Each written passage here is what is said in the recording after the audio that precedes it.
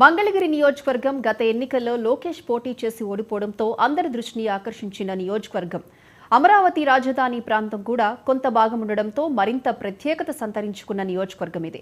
లోకేష్ ను ఓడించిన YCP MLA ఆళ్ల రామకృష్ణారెడ్డికి ఈసారి సీటు దక్కకపోవడంతో ఆయన రాజీనామా చేయడం మరోసారి మంగళగిరిని వార్తల్లో నిలిపింది. ఇంతకీ మంగళగిరిలో ఏం జరుగుతోంది? బలబలాల్లో మార్పు ఎంత?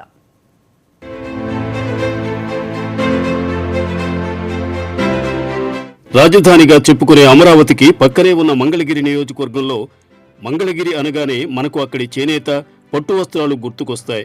పానకాల రాయుడు నరసింహస్వామి క్షేత్రమూ గుర్తుకొస్తుంది. మంగళగిరి, తాడేపల్లి, దుగ్గ్యాల మండలాలు ఈ నియోజకవర్గం కిందకు వస్తాయి. వేములపల్లి శ్రీకృష్ణ లాంటి కమ్యూనిస్టు యోధులు గెలిచిన స్థానం ఇది. 1955 నుంచి 2014 దాకా కమ్మ, పద్మశాలి కులస్తులు మాత్రమే ఇక్కడ గెలుస్తూ వచ్చారు.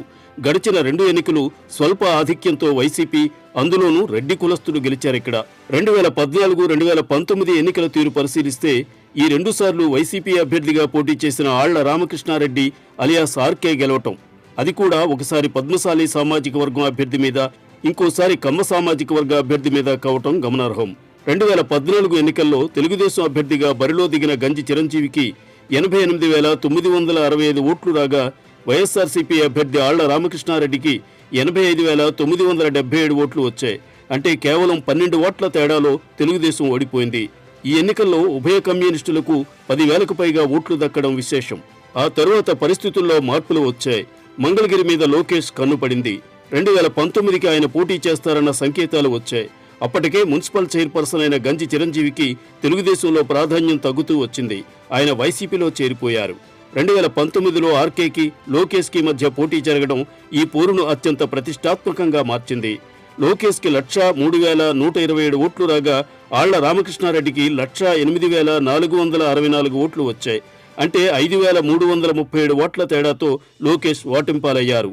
రాష్ట్రమంతటా జగన్ హోరు ఉండటం ఒక వంతు కాగా, మొదటిసారి బరిలో దిగి మంగళగిరిలో ఓడిపోవటం లోకేష్ సామర్థ్యం మీద నీలినీడలు మిగిల్చింది. 2 సార్లు గెలిచిన ఆర్కే మంత్రి పదవి ఆశించిన నిరాశే ఎదురైంది. నియోజకవర్గ అభివృద్ధికి బాగానే కష్టపడ్డారు.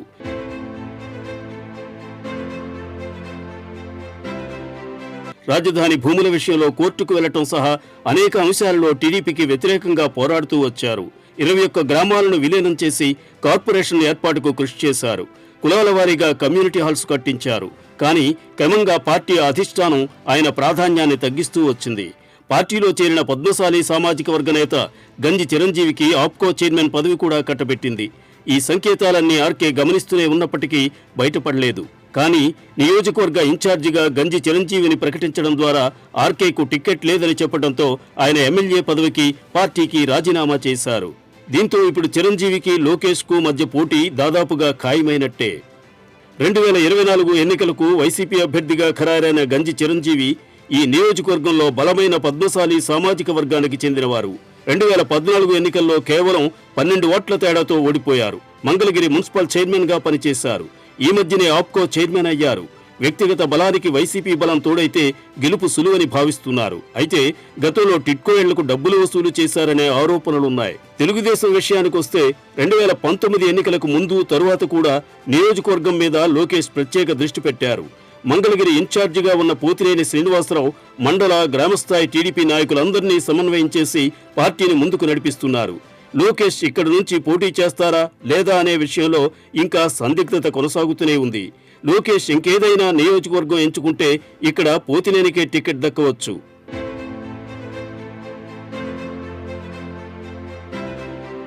బలాబలాల విషయానికొస్తే అభ్యర్థి మార్పు ద్వారా బీసీలకు అవకాశం ఇచ్చి రెడ్డిని వదులుకున్న సంకేతం ఇవ్వడంలో వైఎస్ఆర్సీపీ విజయం సాధించింది. వైసీపీ ప్రభుత్వం అమలు చేస్తున్న సంక్షేమ, అభివృద్ధి పథకాలు కలిసి వస్తాయి. నామినేటెడ్ పదవుల్లో ఎస్సీ, ఎస్టీ, బీసీ, మైనార్టీ వర్గాలకు ప్రాధాన్యత ఇస్తుండడం కూడా వైసీపీకి ప్లస్ పాయింట్ అయింది. సచివాలయ, వాలంటీర్ వ్యవస్థల ద్వారా గ్రామస్థాయిలో ప్రజలకు అనేక ప్రభుత్వ సేవలు త్వరగా అందటం కూడా సానుకూలత తెచ్చిపెట్టింది. కానీ అధికార పార్టీకి సహజంగా వచ్చే ప్రజా వ్యతిరేకత వైసీపీకి కూడా తప్పలేదు. గతంలో పార్టీ కోసం పనిచేసిన అనేక మంది నాయకులు పార్టీకి దూరమయ్యారు.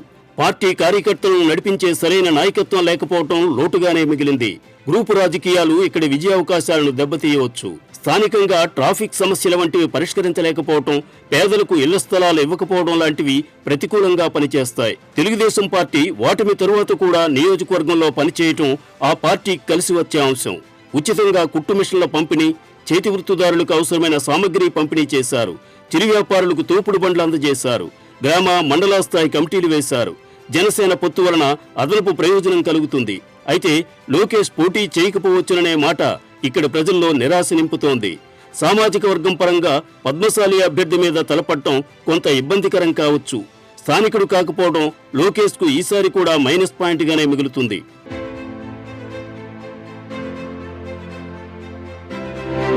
ఇక సామాజిక సమీకరణాల పరంగా చూస్తే మంగళగిరి నియోజకవర్గంలో దాదాపు 15% మంది పద్మశాలీలు సహా 34% మంది బీసీలు ఉండగా 12% మంది కాపు, తెలగ, బలిజ కులస్తులున్నారు.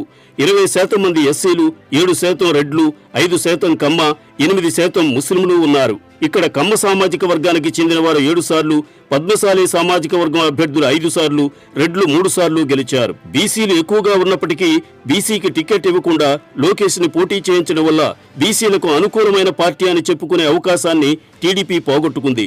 ఇంకోవైపు వైసీపీ అభ్యర్థి గంజి చిరంజీవి పద్మశాలి కావడంతో పాటు ఆయన భార్య కాపు సామాజిక వర్గానికి చెందినవారు కావటం కూడా వైసీపీకి కలిసి వచ్చే అంశం. ఎన్నికలు దగ్గరపడి వ్యూహ ప్రతివ్యూహాలు నిర్దేశించుకునేదాకా ఈ ఎన్నికల్లో మంగళగిరి భవిష్యత్తును నిర్ణయించడం సాధ్యం కాకపోవచ్చు.